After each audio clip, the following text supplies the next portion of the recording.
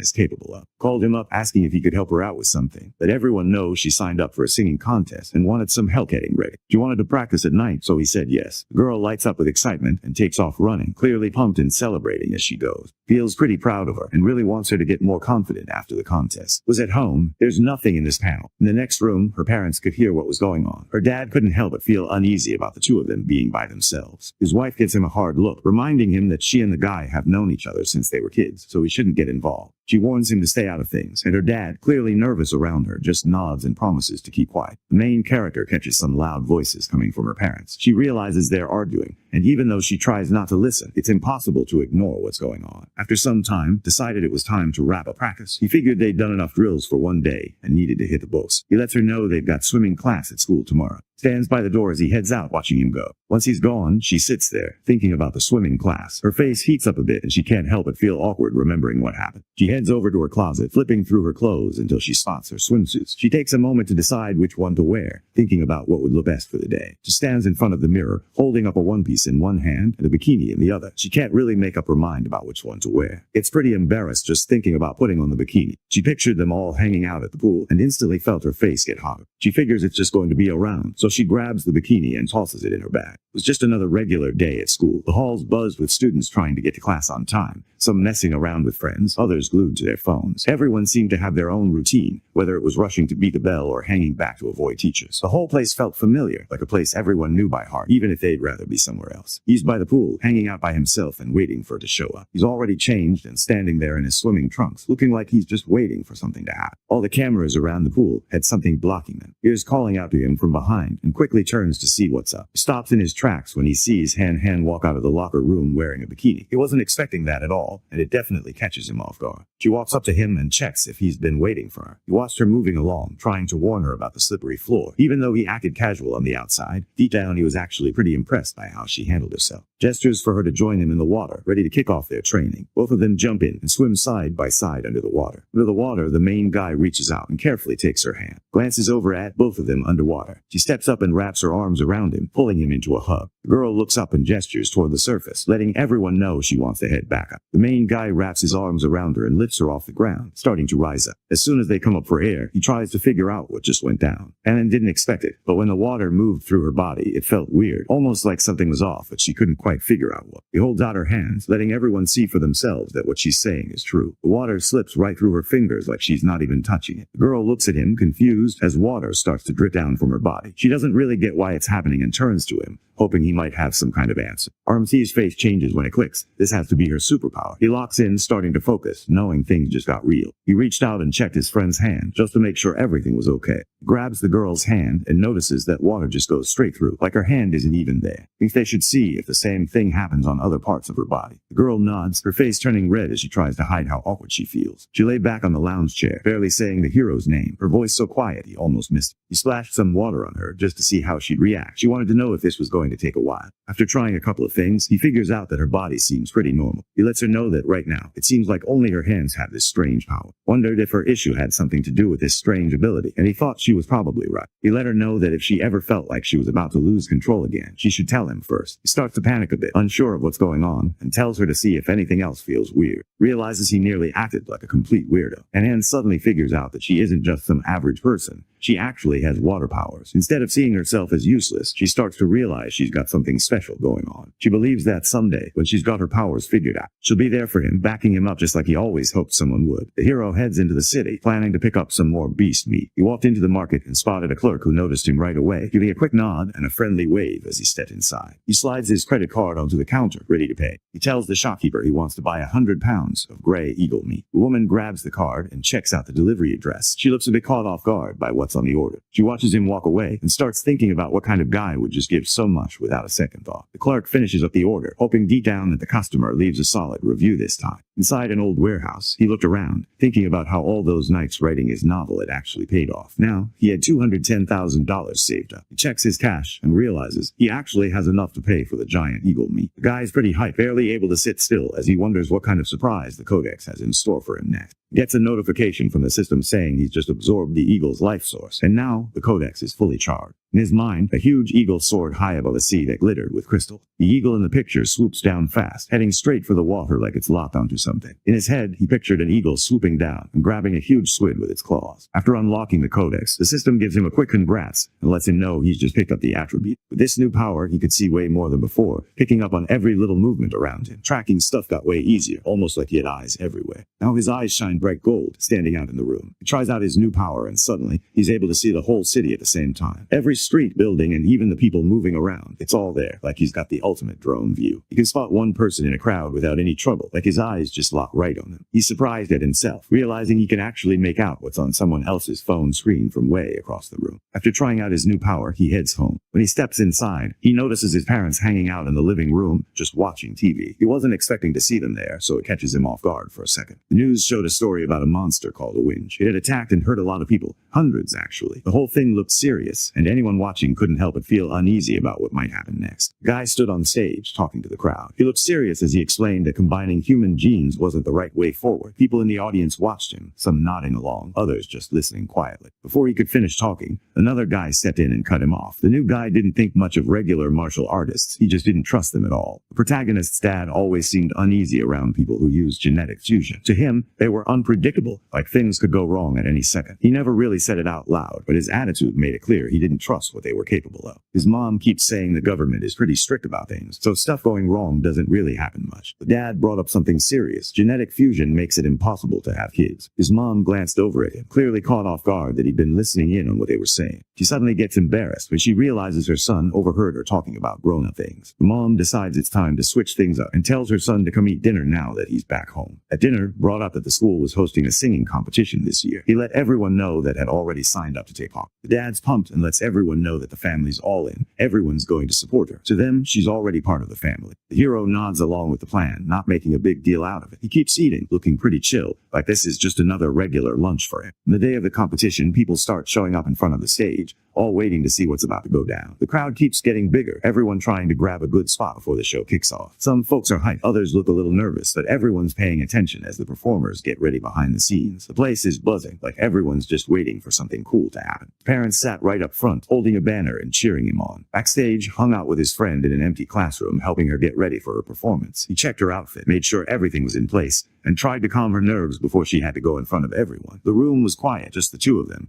and focused on making sure she felt confident before she stepped out. He takes his time, gently putting makeup on the girl's face, making sure everything looks just right for the show. Cheeks turn red, and she quickly looks away, wondering why he's staring at her so much. She can't help but feel awkward under his gaze. He smiled back at her, and just said it was because she was really pretty. The girl's face turns red, and she looks totally thrown off by what her friend just said. She glances away, trying to hide how caught off guard she is, but it's obvious she wasn't expecting that kind of praise. Out of nowhere, one of their classmates pops up at the door, interrupting them, and making it pretty obvious he noticed what was going on. Anhan tries to brush it off, acting like she only needed help because he's decent at makeup, but her classmate isn't convinced at all. The hero figured it was always good to know a lot of different things. You never know when a random skill might come in handy. After checking the lineup, the classmate realized they'd be going up soon, just 2 acts away from their turn. After giving her warning, the girl steps out of the room and quietly shuts the door behind her. As the guy packs up his stuff, can't seem to sit still. He keeps glancing around and messing with his hands, looking way more on edge than usual. She gets to her feet, her face still red, and not really sure what to do next. The girl steps in, reaching out and grabbing the sleeve of his shirt. Out of nowhere, she admits she can't hold it anymore, and everyone can see liquid trickling down her legs, and can't hold back her tears. She's trying to pull herself together, but it's not working. Her performance is about about to begin, and the pressure is getting to her. She stands there overwhelmed, knowing that any second now, she's supposed to step out in front of everyone. She feels pretty down, thinking that her small mistake might ruin everything they've worked for. Seeing her on the verge of tears, the guy steps in and tries to help her calm down. He notices she's about to mess up her makeup and does his best to reassure her, wanting her to feel better. She sits by herself in the empty classroom, still looking rattled by everything that just happened. The main guy's brain kicks into overdrive as he scrambles for a solution. He looks around, searching for anything that might help him out of this mess. He glances over at the white curtains in the room, and suddenly an idea pops into his head. He spots a pair of scissors on a nearby desk and grabs them right away, not hesitating for even a moment. He heads over to the window and pulls down one of the curtains, getting ready to start whatever he's got in mind. He tosses the fabric onto the desk, grabs some scissors, and starts cutting it up. Stands there, her eyes welling up with tears as she tries to figure out what's going on. She can't make sense of what he's doing, and all she can do is watch. A few minutes later, he comes over and holds up a dress he put together using one of the curtains from the classroom. The guy gives her the clothes and points her toward the bathroom, wanting her to change quickly. Tells him not to worry about leaving, planning to change right there. She just wants him to face the other way while she does. The main guy's cheeks turn bright red. He definitely wasn't ready for her to ask that, and it totally throws him off. He nods and looks away, giving his friend some privacy as he quickly changes behind him. Stood behind, slipping into the new clothes he put together. The main character stays still, listening to the quiet noises as she changes her clothes behind him. He starts to feel really awkward and does everything he can to keep his mind off what's going on. After a while, she slips into the new dress and ties it up at the back. And Han finished up, letting him know it was okay to turn around now. She felt way calmer now, almost forgetting her nerves about the show with everything else going on. She gave him a quick thanks, realizing the chaos had actually helped distract her. He smiled at her, hoping she does her best when she gets up on stage. The contest, the two guys step onto the stage. The crowd's watching, waiting to see what they've got. As the music starts, they nail their routine, moving in sync and giving it everything. People in the audience start getting into it, some even pulling out their phones to record. By the end, the whole place is buzzing, clearly impressed with what they just saw. With that performance, they take home the top spot and become the grand champions of the singing competition. The crowd, the guy claps for his friend, grinning with real pride at how well his buddy did on stage. The next day, a staff member stepped into the classroom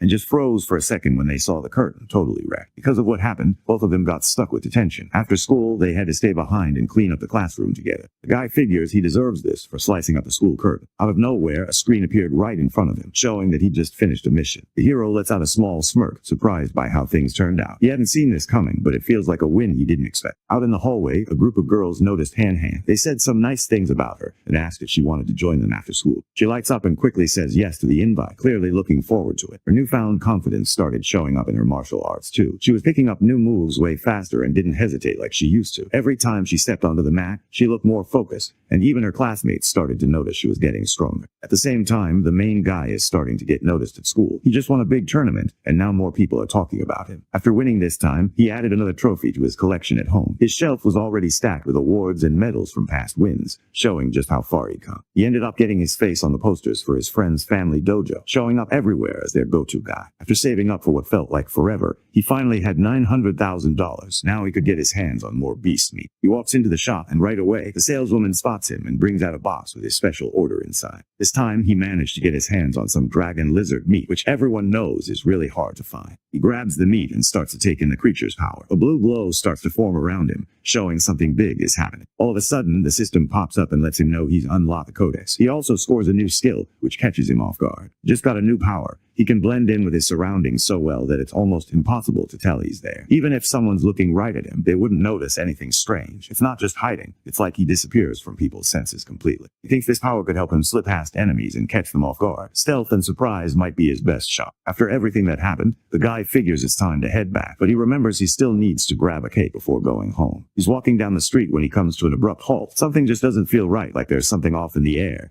and he can't ignore it. He spots a woman with bright red hair walking by, surrounded by a couple of cyborgs who are clearly keeping an eye on her. Just then, one of the guards looks over and spots him. The guard smiles and calls him by name, acting friendly like they know each other. He spots the guy and instantly remembers, yeah, that's one of the older students from his last school. The recognition catches him off guard. He glances down and spots that the guy's legs aren't real, they're prosthetic. The upperclassman tells his story, mentioning he got into a motorcycle accident and ended up needing new legs. He explained how he got pretty lucky and ended up joining an experiment that turned him into a cyborg. The guy wanted to know more about the prisoner, so he asked. That's when he found out she was part of the cult of the Rat God. One of his teammates waves him over, letting him know it's time to move. Everyone's in a rush, and they can't waste any more time. The upperclassman finished up, nodded at everyone, and headed out with his team. They brought the prisoner along as they left. You can't help but notice how the police had a tough time handling her, but these guys managed to catch her without any trouble. At that moment, the hero figures out just how strong and deadly these cyborgs really are. He tightens his fists, looking like he's got something serious on his mind right then. His phone buzzes. It's his mom, checking in to see if he's picked up the cake and wanting to know what time he'll be back. Turns out his birthday and hands are only a day apart, so they always end up celebrating at the same time. That year, just like always, everyone came together to celebrate their joint 18th birthday. But it's finally time to swap gifts. Both of them start getting ready, trying not to look nervous. This moment feels important, and they can't help but wonder how it'll go. Out of nowhere, the ground starts rumbling hard, cutting the celebration short. Everyone jumps at the sudden shake, glancing around to see if something big just hit or if the ground's actually moving. Some guys glance at their phones, half expecting an earthquake alert to pop up. But something doesn't sit right with him. He can tell this isn't just some random dreamer. Something about the situation feels off, making him uneasy. Down below the city, where most people never go, a swarm of weird-looking rats started moving around in the dark.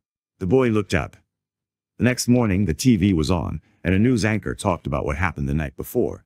He said there was no reason to think a big earthquake would hit Shanghai because the city isn't on any tectonic plate line. He told everyone to stay calm and not freak out. At breakfast, eats quietly, then grabs his bag and gets ready to head out for school. His dad reminds him to watch out for himself as he leaves. Shen was already outside, looking pretty upbeat. He wanted to walk to school together, and he didn't mind tagging along. They walked side by side, and she seemed pretty excited about turning 18, saying they were adults now. Mentioned the college entrance exams coming up, which made Shen a bit uneasy. Just thinking about those tests got her nerves going. After a while, manages to scrape together enough cash to unlock his next codex. He sits down and starts the process, focusing hard on the void crocodile. Purple energy starts spinning around him, and his screen flashes with a notification. He's taking in the creature's life source. The progress bar finally fills up all the way, hitting 100%. He suddenly sees a huge beast that looks like a crocodile. He saw fins kind of like a fish, moving fast through the water. He was running for his life, ducking and weaving as the giant eagle swooped after him.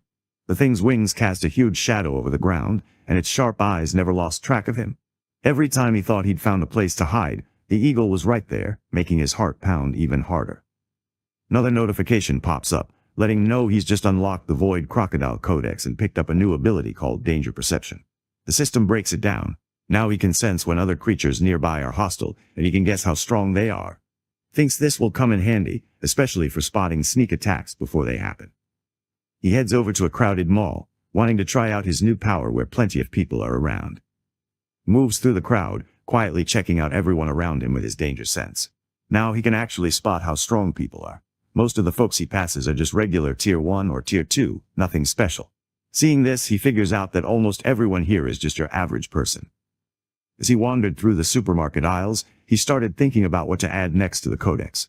His eyes landed on some strange-looking packages labeled as life and death toad meat. He couldn't help but wonder if eating it might give him some kind of self-healing power. But as soon as he spots the price, his excitement disappears. Each gin costs 100,000 yuan, way more than he expected. He does the math and knows his web novel earnings won't cover it. Still, he sets his mind on finding a way to make more money once exams are over. The story shifts over to a different area now, away from the main action. The provincial education department handled things in the area. The scene takes place inside the minister's office. Odong stood out in the crowd.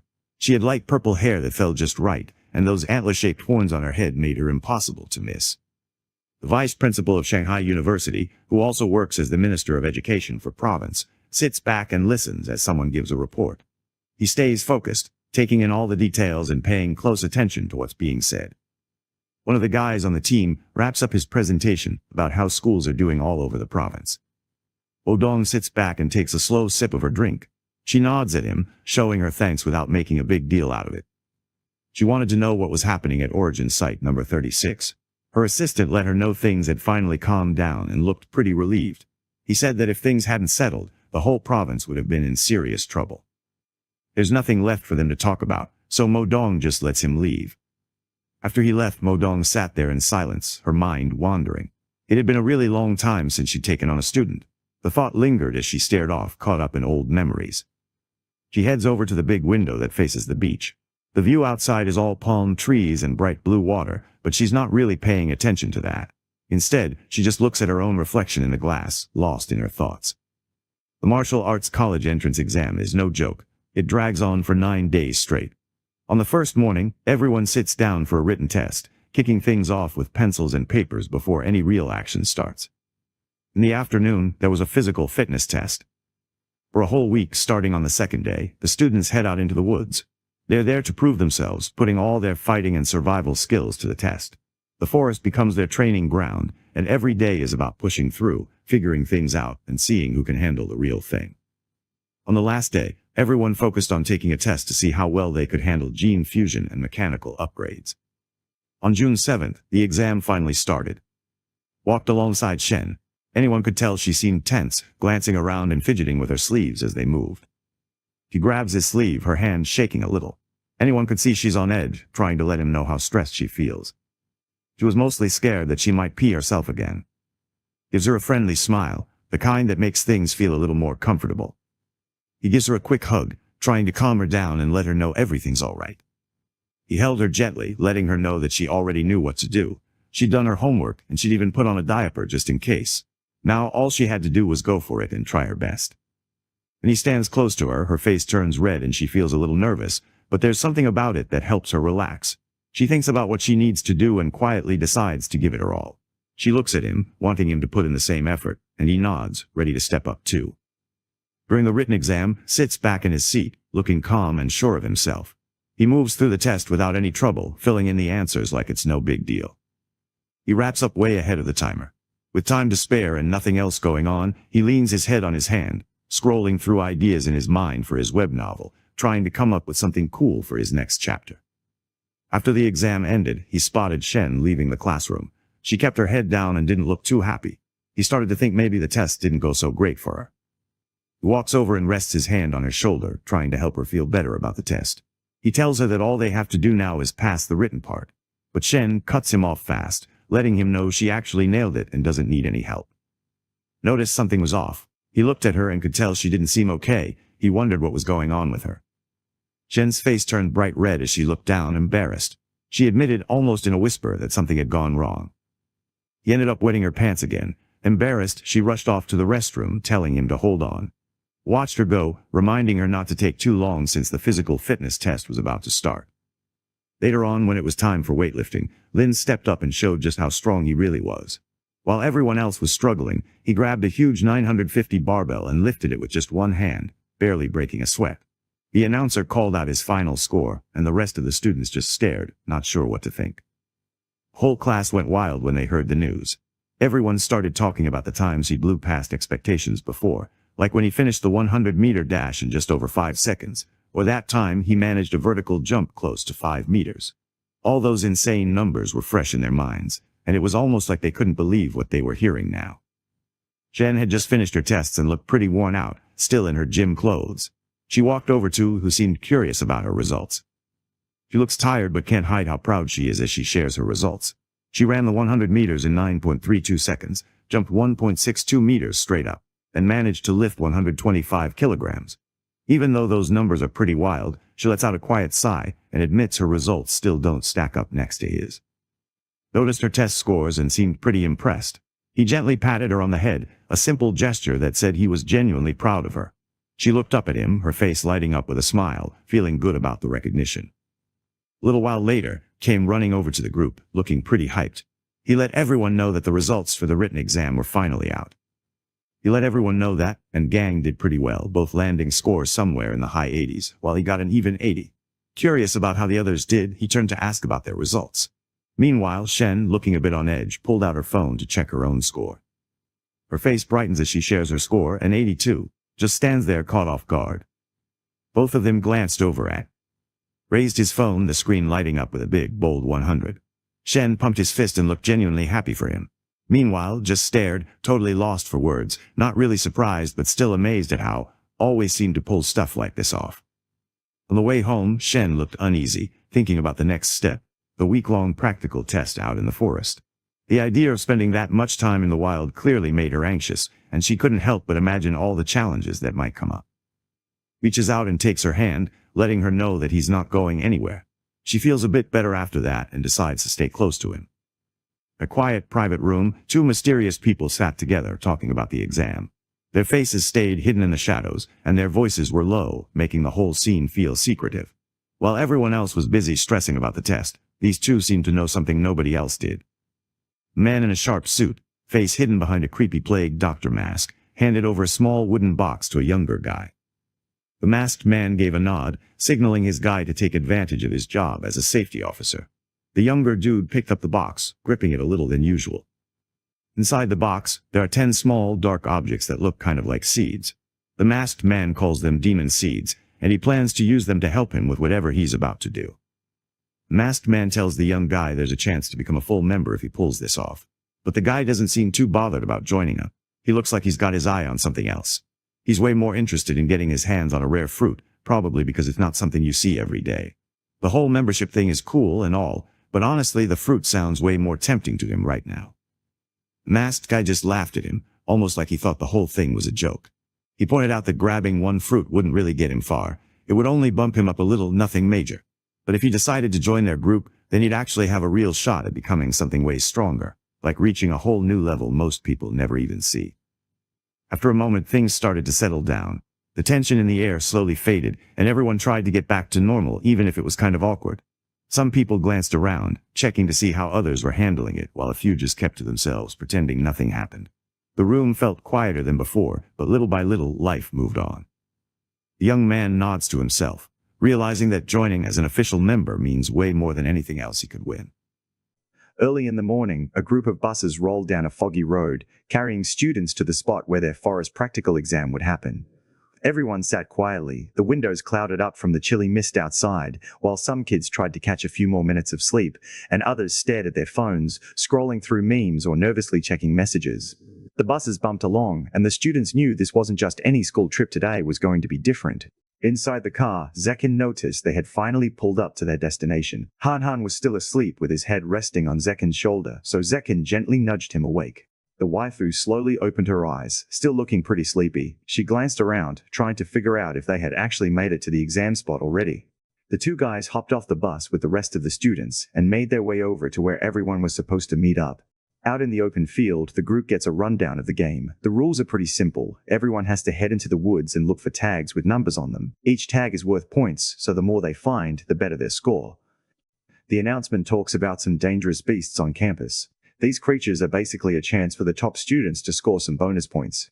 The rules say teaming up is okay, but snagging tags from other players is fair game too. Right away, some students start teaming up. One guy tries to get ahead by bragging about his rich dad, hoping it'll help him out. The supervisor steps in and shuts down the open team celebrations, reminding everyone to keep things low-key and not draw too much attention. At the same time, some girls walk over and ask Zekin to hang out with them. He doesn't hesitate, he just says no and keeps doing his own thing, not really interested in joining their group. Not long after that, another student walked over to them. He looked interested in what they were eating and wanted to see if he could buy some for himself. The MC noticed the kid hanging around looking hungry. Not thinking twice, he grabbed a few snacks and handed them over, not asking for any money, just something he did, no big deal. The young guy gets pretty pumped up and tells everyone his name is Hong. He's quick to throw out the idea of teaming up for the exam, hoping someone's down to work together. But the hero decides not to accept the offer, which catches his new acquaintance off guard. The guy wasn't expecting to get turned down like that. The guy just says thanks for the food, then heads off to blend in with everyone else. Hainan thinks it's weird that Hong would ask for food when there are food stalls all around them. Zekin points out that the guy was actually trying to flirt with her. Hearing this, the waifu gets really embarrassed, her cheeks turning red as she tries to play it cool but can't quite hide how awkward she feels. Time was ticking, so the guy grabbed his friend's hand and they hurried into the woods to start the test. He wanted to make things easier for his partner, so they chose to walk along the edge of the forest first. The two of them start looking for scoring tags, sticking to the safer spots around. They're careful, checking every corner but not taking any risks. Both keep their eyes peeled, hoping to spot something before anyone else does. To get things moving faster, the hero switches on his SII ability. Suddenly, everything around him gets sharper and clearer, like someone just turned up the brightness on his world. With this technique, he's able to check out a massive area all at once, catching every little detail around him. He spots a tag stuck way up in a tree, and his friend doesn't hesitate. He jumps up, grabs it easily, and lands back down, like it's no big deal. The girl with purple hair grabs the 1-point tag and lets everyone know she got it. The guy pulls up his secret website and checks the map.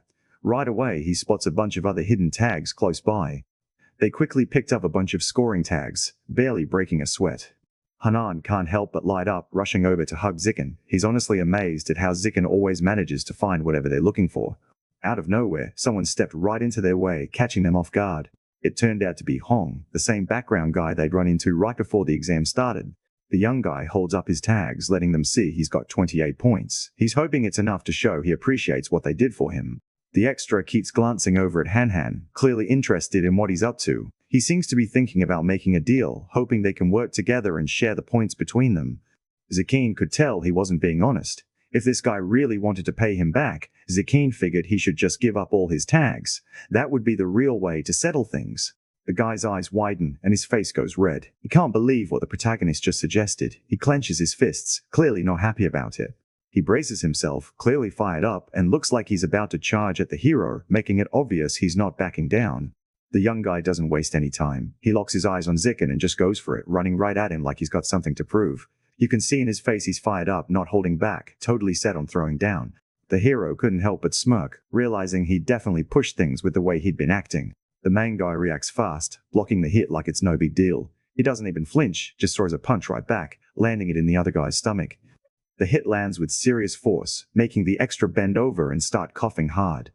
After that, the two grab the unconscious guy's tags and just keep walking like nothing happened. Waifu looked over, clearly concerned about what just happened. She wondered if things were going to be alright. Meanwhile, Zikin just brushed it off, acting like it was no big deal and saying he didn't even put much effort into it.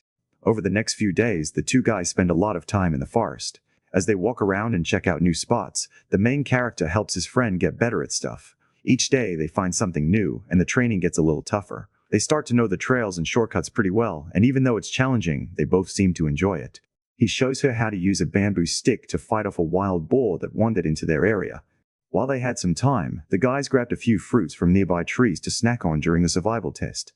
On top of everything else, they end up dealing with some bullies who try to steal their stuff. The group doesn't back down and shows the bullies they messed with the wrong people. The two kept pushing forward through the forest, taking on every challenge that popped up. One by one, the random guys trying to stop them ended up behind them, beaten and left in the dust. Rain kept pouring outside while the two of them found a spot to sit and catch their breath. Everything felt calm for a minute. The girl leaned over, clearly worn out, and before he knew it, she'd fallen asleep right on his shoulder. He sat there, not moving, hoping not to wake her up. When the rain finally lets up, the group makes it to the middle of the forest. This part isn't like the rest. Everyone knows it's where the dangerous creatures hang out. When they step into the area, all they see are signs that a fight happened there. Han notices right away that the beasts have already left. Walking through the forest, Shen Qinghan couldn't help but feel let down. She kept thinking that if they'd just shown up a little sooner, she could have taken out some of those weird beasts and maybe grabbed that genius title for herself. Lin Zichen gives her a quick pat on the head, trying to chill her out and let her know the title isn't really a big deal. He's ready to head back, not making a big fuss about it. He thinks about how there are cameras all over the place now, so going out to hunt monsters just isn't happening anymore. It just made more sense to spend time helping Shen Qinghan level up his survival skills. Once the combat assessment wraps up, the students get moved right into the next stage, the gene fusion compatibility test.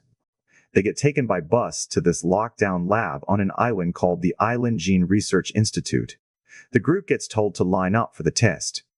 Inside the lab, the students just sat around, waiting for their turn to get their blood taken. Shen Qinghan looks over at Lin Zichen and points out the test tubes. He's curious if those are actually for the big experiment. Lin Zichen nods, letting him know that, yeah, it's the real deal. Those tubes are packed with flowing cloud jellyfish genetics, ready to go. This jellyfish's genes just vibe perfectly with humans. When they get into human blood, something wild happens, which is why they're used as the go-to ingredient for this stuff. They take some fresh blood from the student and inject it straight into the jellyfish. He grabbed the reagent, ready to watch what would happen when the chemicals reacted. This decides whether a student can actually go through with gene fusion. Hayu sat there, kinda tense, hoping hard he'd pass the gene fusion test. The last thing he wanted was to get stuck doing the mechanical modification 1. People say the mechanical test hurts a lot, almost like getting burned, since they actually put some weird metal alloys into your body. He gets hit with this thought and it honestly freaks him out, so he starts praying. Once their blood gets taken, the students just hang out for about an hour, waiting to see what their results are. Scores started popping up, and one girl got hot too, celebrating just like everyone else. One class is hyped for her 8% score, since that means she's set to become a gene fuser. Another dude looks pretty bummed out with just 4%. Meanwhile, someone else is just glad he scraped by with 6%, not really caring about anything except passing. The guys start talking about how the grades work. Passing is at 6%, 8% is considered really good, but if you want to get into the best universities, you need to hit 10%. Then someone brings up the Kyoto prodigy, who apparently has a wild 16% compatibility. After hearing that, Lin Zichan starts thinking to himself. He knows he's got better stats than most, so he wonders if he could maybe hit 20% on his score. Shin Xinghan starts to get nervous and ends up grabbing Lin Zichan's arm, hoping it'll help him chill out. He grabs her hand, acting chill and letting her know being nervous is totally normal. In his head, though, he's wondering if she'll be able to keep up with him, especially if their match isn't that great. Out of nowhere, their friend Chu Rui starts celebrating because she just found out she got a 10% score, which is actually enough to get into the best universities. He sits there looking at his 11% score, kind of bummed out. He thought he could have done way better. Lin Zichan notices everyone else is getting updates, so he grabs his phone to check what's up. Shen Jinghan couldn't even bring herself to check her own score. She told him to look at his results first, then hers, because she was way too nervous to handle it straight up. He nods and checks his phone. He ended up hitting a solid 15%. Shen Jinghan couldn't hold back. She just went for it and hugged Lin Zichan right there. She was super hyped after seeing his score. She was sure he'd crushed it and probably ranked number 1 in the whole province. Even though Shen Jinghan is hyped up, Lin Zichan can't help but feel let down. His 15% compatibility isn't stacking up against the top kids from Kyoto, which low-key stings. He's starting to realize raw strength alone isn't what makes you good at gene fusion. He lets Shen Jinghan know it's time for her to see her results, and she's clearly on edge but nods, ready to go for it. He wants her to chill out and lets her know that if he managed to pull off a decent score, there's no reason she couldn't do the same. He pulls up her scores, and his face totally changes. He's clearly not expecting what he sees. Shen Jinghan and Chu Rui both glanced over his shoulder, their faces showing the same surprise he had. Shen Jinghan stared at his phone, not really believing what he saw. The screen showed his gene fusion compatibility, just 21%. The story jumps over to the Nanjing Provincial Ministry of Education headquarters. Mo Dongji sat through a meeting with a bunch of officials. The principal from Shanghai High was there too. Mo Dongji lets everyone know the gene fusion results just dropped. They check out Lin Zichan's profile and notice he pulled off a 15% score, which actually puts him at the top spot in the whole province. All the other officials start congratulating the principal from Shanghai High. She keeps it cool on the outside, acting like it's nothing, but inside, she's honestly pretty proud of herself. Everyone thinks they already know who the top student is, but then Shen Jinghan's scores pop up on the screen. The second her 21% compatibility score pops up, everyone in the room just freezes. The officials can't believe what they're seeing and start doubting if a number that high is even real. The principal definitely didn't see this coming. All he remembered about Shen Jinghan was that he was Lin Zichan's normal buddy from back in the day. Mo Dongji sees the wild results and instantly gets curious, wanting to know more about Shen Jinghan. The principal at Shanghai High, looking uneasy, tells Mo Dongji that there's no way Shen Jinghan's score is real since she's always pulled average grades. He let out a long breath. Mo Dongji knows she's out of options, so she figures she has to check things out on her own. Back at the testing center, the students started buzzing when they saw that 21% score. Everyone was side-eyeing the results, wondering if the test messed up. Shen Jinghan couldn't believe what she was seeing, so she looked right at Lin Zichan, thinking there had to be some kind of mistake. Lin Zichan stays chill and tells her straight up he doesn't think there's any mistake. He gets a little closer, breaking it down that she's got this natural talent for water, like it just clicks for her. The test used stuff from a watertight beast, kind of like the flowing cloud jellyfish, so her result actually checks out. Shen Jinghan suddenly gets it.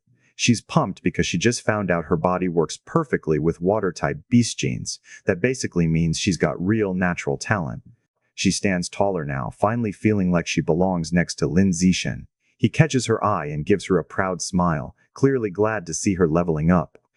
Just as things start to settle, someone yells out, catching everyone off guard and telling them to check outside. When they turned around, they saw this huge whirlpool just rising up out of the ocean. Mo Dongji stood right on top of the wave, not even fazed. Everyone just stared, totally locked in, watching her own the moment. The other students totally freak out.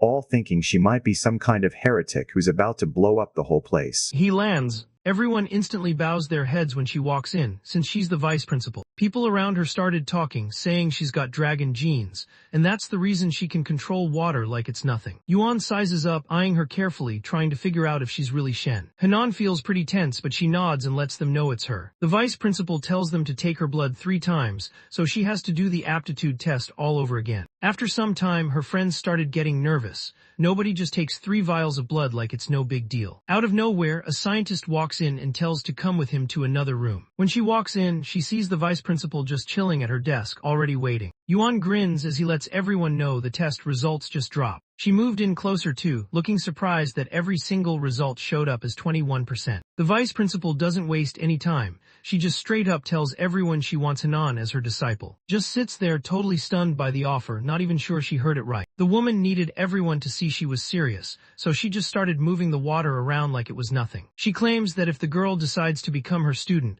all this stuff will be way easier for her down the line. Gets kind of awkward and says she wants some time to think about it and check in with her friend before giving an answer. She just shrugs it off, acting like there's no downside at all. In her mind, signing up as her disciple is a total win, like you'd only get cool perks out of it. The vice principal points out that she runs the education department, which basically means Hainan's college spot is already locked in. She gets right up in space, waiting to see if it's got something to say, but just shakes her head, not saying a word. Yuan grinned, pulled out her phone, and handed it over so she could get her info saved. The hero's friend started to feel the heat, so he just grabbed the phone and scanned the code himself. After that, the woman lets him know she's got another student, and this one's actually 10 years older than she is. She snaps a pic of the other student and lets him know she'll link them up whenever she gets the chance. In the picture, there's a girl who could totally pass for, standing in this really sketchy forest with a spear in her hand. Just freezes when he sees the photo. The girl looks exactly like his old friend from way back. Couldn't help herself, she had to know who her senior was, so she turned to her new master and asked straight up what their name was. Yuan tells him her name is and wonders if's ever heard of her. Mentions she used to have a friend called who really looked like the senior, but moved away a while back. Her master thinks it's way too random to be true and just brushes it off without a second thought. She points out that genes are actually off the charts,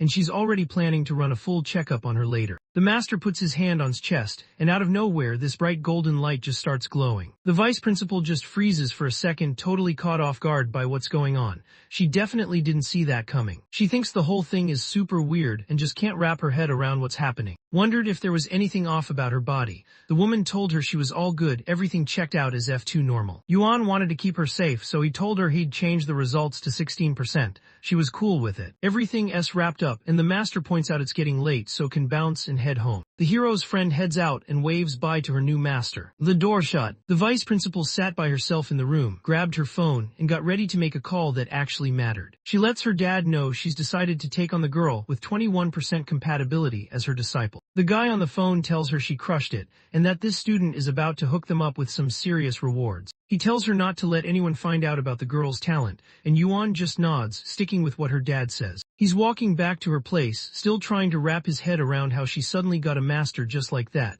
It's honestly kind of weird to him. He chills out and just decides to see how things play out. If the woman's up to no good, he figures he'll handle it when the time comes. He says that if the master ends up being sketchy, they're just gonna dip, and Hanan's totally on board with that. Once they got home, their moms were all smiles and pretty much instantly said they should head out to eat and celebrate. Both families roll up to the restaurant together. Inside, the moms can't stop hyping up how well crushed her exams. At the restaurant, everyone grabs their drinks and lifts them up, celebrating what the two just pulled off. Once dinner wraps up, they head out to the parking lot. Everyone daps each other up and says they'll try to hang out more, even though they all know how that usually goes. Once it gets dark, the full moon is out and shining hard up in the sky. At his place, someone started knocking on the door. His mom heads over to check out who's knocking at the door out of nowhere. Shows up in her pajamas and her mom steps in, asking if she's staying over with her son again. Han lets the hero's mom know there's something serious she needs to talk about with her son. As soon as she hears that, she bolts straight to the protagonist's room, her face going red fast. His mom just stands there with this super sketchy grin, looking like she knows something's up. She starts thinking that her son's old friend might finally be ready to tell him how she really feels. While that's going on, shows up at the hero's door and lets him know she needs to talk. It's not just regular stuff, it sounds important. He rolls out of bed still half asleep and cracks the door open. He looks over at her, clearly not awake yet, trying to figure out why she's there this early. Comes in and starts talking about the master she ran into before, and that totally throws him off. She sat on the edge of the bed, letting him know her new mentor had checked her out completely, but honestly, nothing out of the ordinary showed up. She realized that even the powerful woman didn't notice her struggling to hold back. He starts thinking about how someone who can control massive waves totally missed the secret she's been hiding all along. He tells her to keep it quiet for now, since if anyone else finds out, things could get out of hand real fast. Just grins and pretty much lets him know she's down to follow whatever he wants her to do. She suddenly remembers something her master told her, not just about herself, but that there's an older apprentice sister out there too. Han pulls out her phone and shows him a picture, pointing out how the senior in the photo really looks like her old friend. He grabs the phone, checks out the pic, and admits yeah, they look similar, but honestly their vibes are nothing alike. He zooms in on the pic and checks if she can tell where it was snapped, pointing out stuff going on in the background. Han isn't sure, but she's planning to check in with her new mentor about it. He checked his phone and saw his master had messaged back. She said the place was called the Land of the Source, but didn't give away much else. She told him he'd get the details when he got stronger. Han shares that all she managed to get was the name of the place. Nothing else really came up, no extra info at all. The protagonist just drops down beside her, deciding not to stress about it right now. He figures they'll deal with whatever comes later. They both stretched out on the bed and he kept scrolling on his phone, looking up more info about the place. His face looked serious, like her mind was somewhere else, clearly caught up thinking about something different. She started wondering if guys actually notice when girls rock a certain kind of dress. He thinks back to her master and starts questioning if his friend has been swayed by that woman. He suddenly imagines in that dress and his face goes red fast. He can't help but think she'd look seriously good in it. She slides over, getting pretty close, and wants to know if he's into it. He gets all flustered and kind of admits he might be. She steps in closer and starts talking about stockings, which totally throws him off. He has no clue what's going on. She shoves him onto the bed and he's clearly thrown off. Still trying to play it cool, he blurts out that he's into black or white ones. She flashes a sly grin, snatches her phone, and jumps right into ordering the clothes. The whole time he's got no idea what's going on. Out of nowhere, someone knocks on the bedroom door, and the whole vibe between them just gets wrecked. Han's mom comes through the door holding a bag, letting everyone know that Han's stuff just got dropped off for the sleepover. Grabs the bag, super embarrassed, and can't believe her mom went ahead and did all this by herself. She shrugs it off, saying it's nothing major. They're basically grown now, so staying up a bit later isn't a big deal. His mom shut the door hard, and just like that, it was only the two of them in the room. Things get awkward real quick between them, and both of them are just standing there, totally clueless about what to do next. She flopped down on the bed, said she was about to crash for the night, and started digging through her bag like she was looking for something important. While she's digging through her stuff, she spots something weird and just stops. She's trying to figure out what it even is. She picks up this tiny box from her bag, realizes it's definitely not kid stuff, and instantly freaks out about what her mom threw in there. She turned bright red, totally stunned her mom would actually sneak that into her bag. She suddenly gets super flustered, blurts out that she's gotta hit the bathroom, and rushes out so fast she actually trips on her way. He just stands there totally lost, with zero idea about what just went down. Time passes and both the hero and make it into college. They start celebrating, hyped about this new chapter. Hugs the main guy tight around the waist, and for a second it's just the two of them having this really sweet moment. After that, they dip out, since his childhood friend ended up joining the same martial arts gym as him. That day, the two of them were heading out to a promo event the gym set up. Halfway through, spot some shady guys just standing in the way, making things instantly tense. A guy shows up, standing out from everyone else with his outfit, and walks over to see if he's talking to. Hits the brakes on his bike, looking totally lost, and tries to figure out who these people even are. The man steps up and lets everyone know he's the dean at university's martial arts academy. He also mentions he's there today repping a group called the Pavilion. He remembers hearing about these guys before.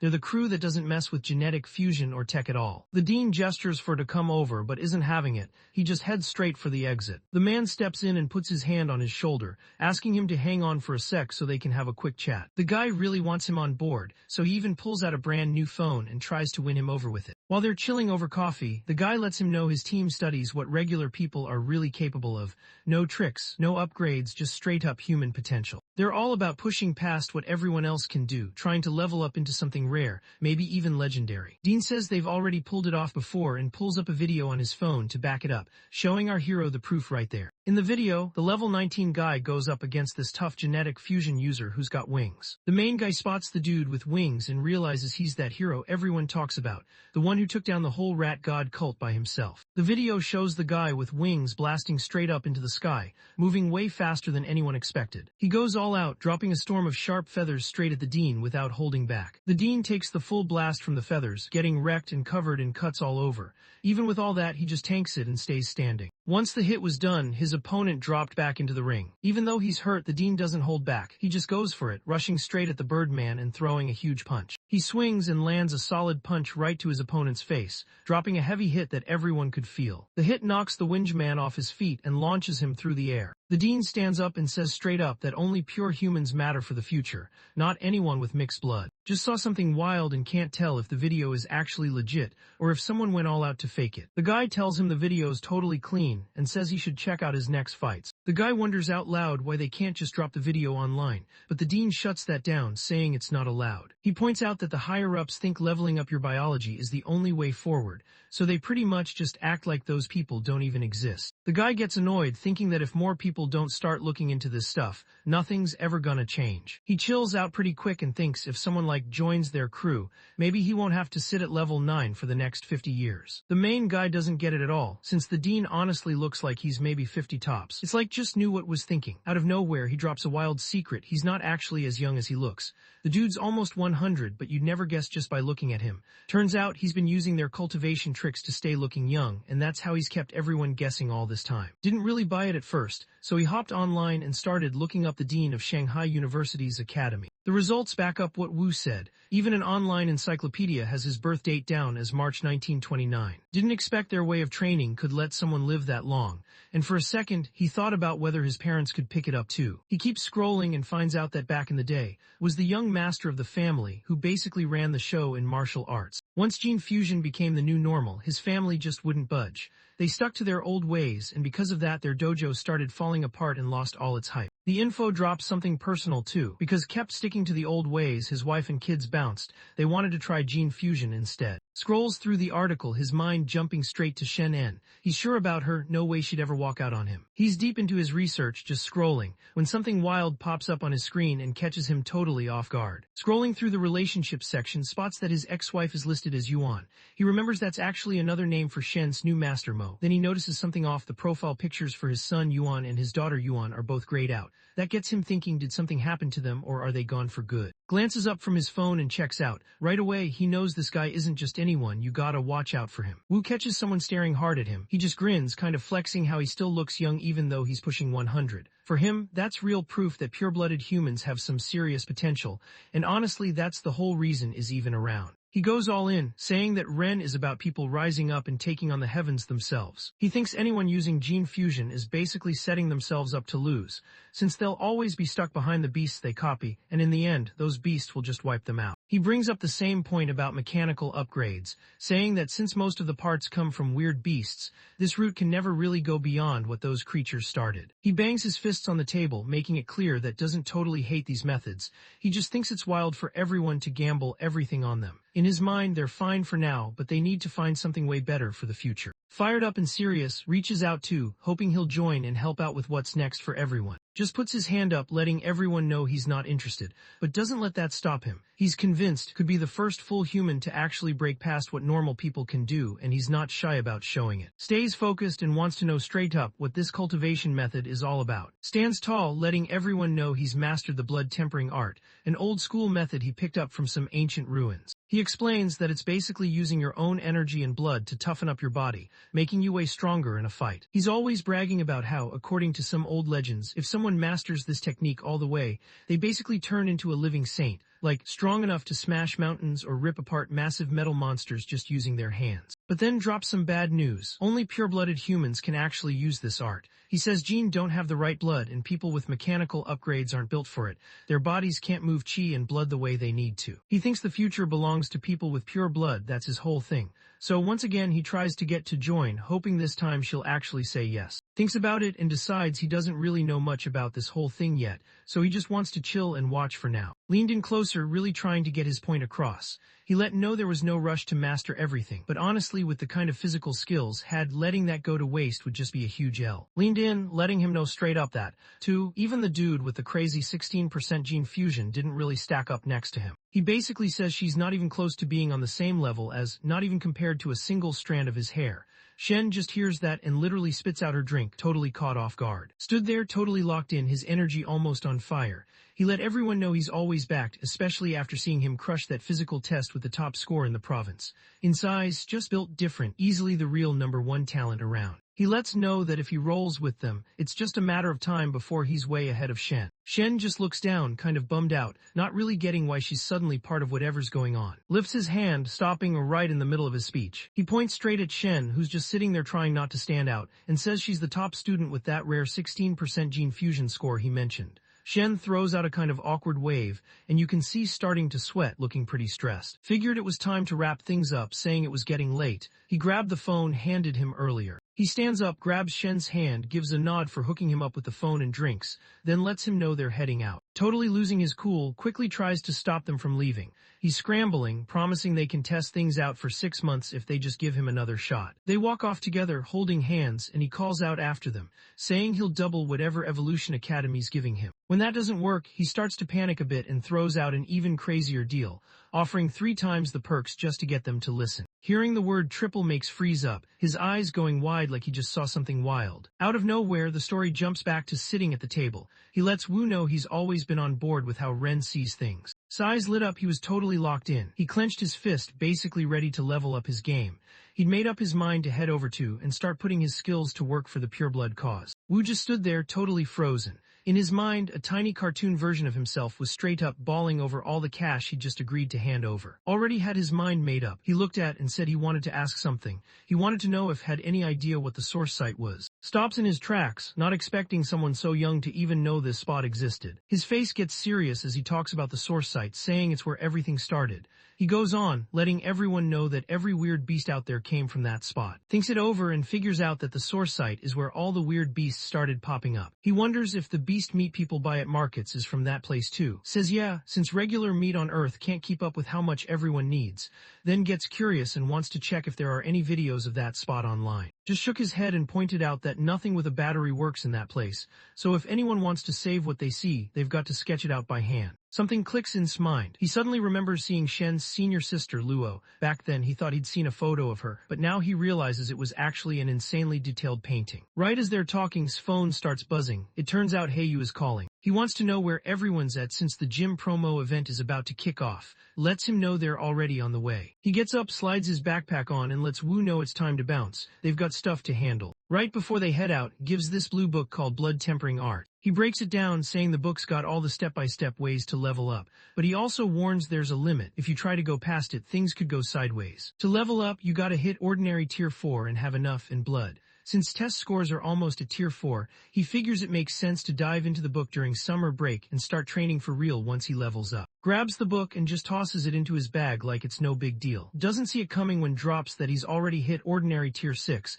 so he's planning to get straight to training as soon as he gets home. The story cuts over to a tall building reaching up into the city skyline. Inside, a young woman rocking a ponytail is locked in, pushing through some serious training. He steps up and launches a hard kick at the heavy bag, making it swing back and forth. She freezes for a second when a chill whistle cuts through the air. Spinning around, she spots strolling in, looking way too happy and practically bouncing with every step. She wondered what had the dean looking so hyped. Stands there all confident, showing off to the girl. He tells her that because he's got serious charisma, he managed to get the student who scored highest in the province's fitness test to join. The young woman freezes, not expecting any of this. Wu pulls out his phone and shows her contact, acting like everything makes sense. She isn't buying it and wants real answers. Feeling the heat, admits he promised way more perks than what Evolution Academy was giving, like triple the benefits.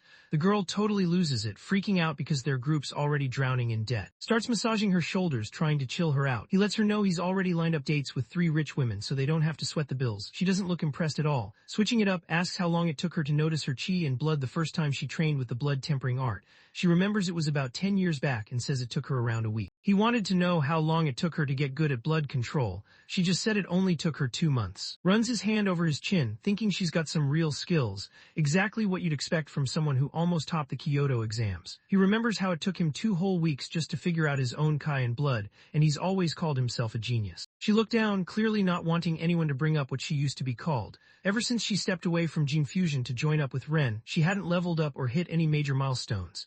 It's been years, and now she feels like people just clown her for not being as relevant anymore. Rests his hand on her shoulder, kind of telling her not to stress about everyone laughing.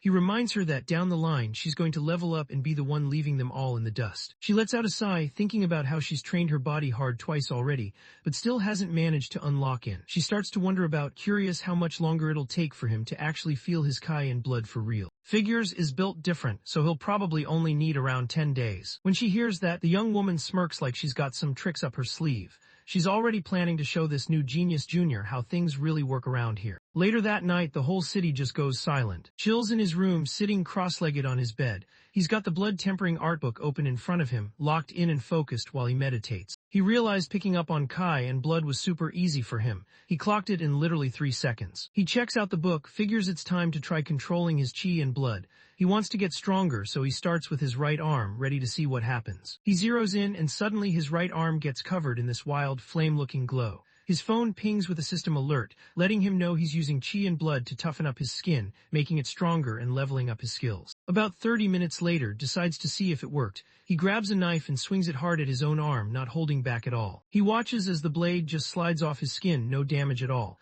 That's when it clicks. After just 1 round of training, his skin's basically blade-proof now. Now that he gets how Wu-tanked Wu's hits, he can't help but wonder just how tough he'll be after 5 more sessions.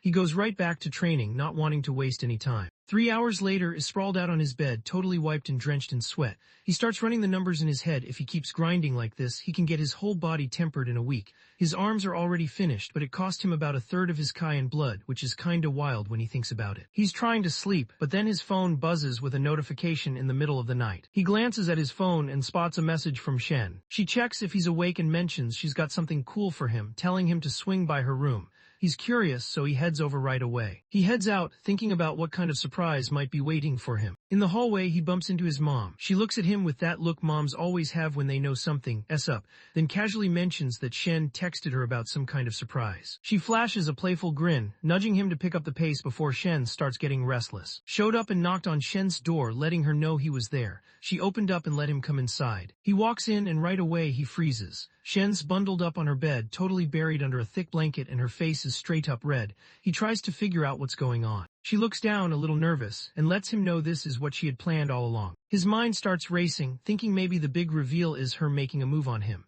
He pictures this wild scene with caution tape everywhere, like something straight out of a viral post. He tries to push away any weird thoughts and tells himself she probably just wants to show off some glow-in-the-dark watch or something. But Shen isn't letting it go. She's set on him coming over to check it out. Lin's cheeks are still red as she heads over and takes a seat at the edge of the bed. She quietly lets him know it's time to pull up the blanket and check out what's underneath. He glances down and spots her cheeks totally red, and she's staring up at him with this shy, kind of flirty look. Can feel his heart pounding, his face heating up as things get tense and nobody's really sure what's going to happen next. He can't hold back anymore, so he pulls up the white blanket to see what's hidden underneath.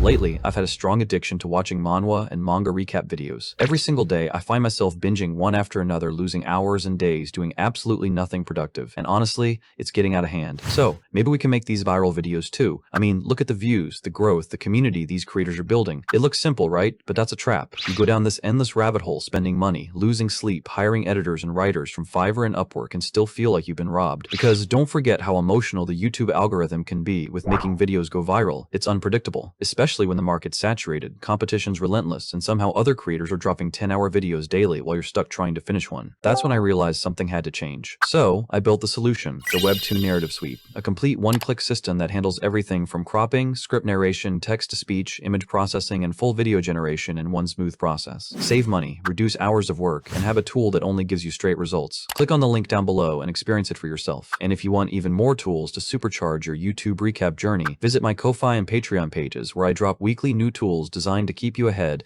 as AI continues to steal our jobs. So tap in now before you get left behind.